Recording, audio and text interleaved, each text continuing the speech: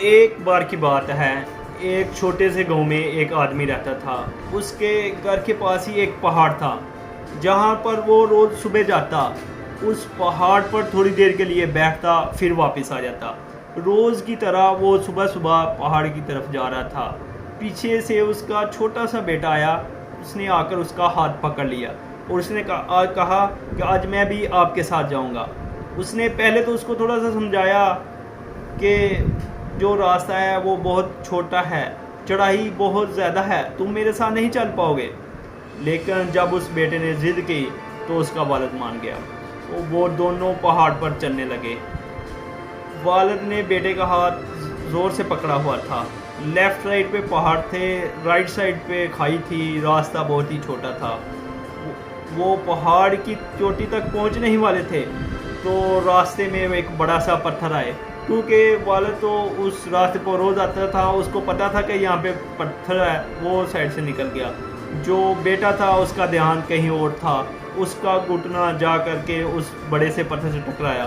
پھر اس بچے کے منہ سے چیخ نکلی اور وہ چیخ پہاڑوں میں گونجی، اور اس سے پہلے کہ اس نے کبھی بھی یہ اپنی آواز کی گونج کی نہیں سنی ہوئی تھی۔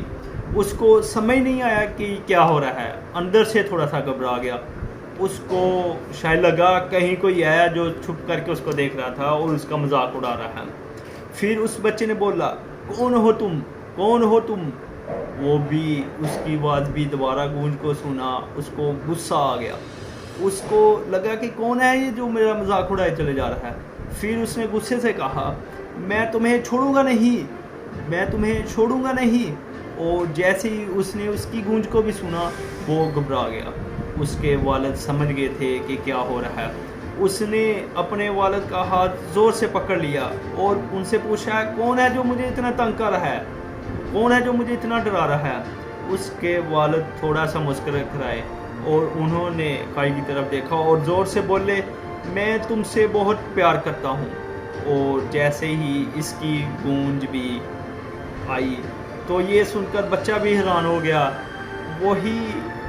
وہی انسان جو اس کا مذاق اڑا رہا ہے، تنگ کر رہا ہے، وہی اس کے والد کو بول رہا ہے کہ میں تم سے بہت پیار کرتا ہوں۔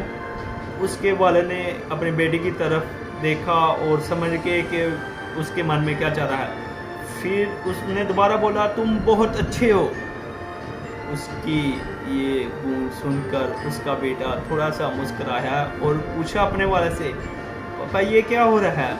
پھر اس کے والد نے اپنے بیٹے کو سمجھایا، اور یہ جو آواز تم سن رہے ہو یہ کسی اور کی نہیں ہے، یہ تمہاری اپنی آواز ہے جو کہ پہاڑوں میں گونج رہی ہے، اور تم نے اپنی ہی آواز سنائی دے رہی ہے۔ جیسا تم بولتے ہو ٹھیک ویسا ہی تمہیں سنائی دیتا ہے۔ اگر تم غصے سے کہوگے تو پلٹ کر کے آواز آئے گی، اس میں بھی غصہ ہوگا۔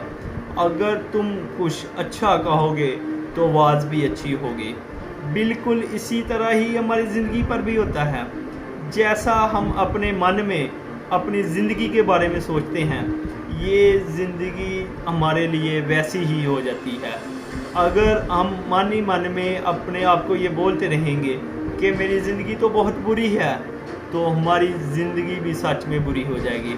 اگر ہم اپنی زندگی سے پیار کریں گے تو ہماری زندگی بھی ہم سے پیار کرے گی۔ یہ بات اس بچے کے دماغ میں بیٹھ گئی۔ پھر وہ دونوں اس پہاڑ کی چوٹی پر، لیکن بچے کے دماغ میں یہی بات گھوم رہی تھی۔ پھر وہ بچہ کھلکھلا کے ہنسا، اس نے اپنے دونوں ہاتھ کھولے اور اپنی پوری طاقت سے بولا، میں تم سے بہت پیار کرتا ہوں، میں تم سے بہت پیار کرتا ہوں۔ اللہ آپ کا حامی و ناصر ہو۔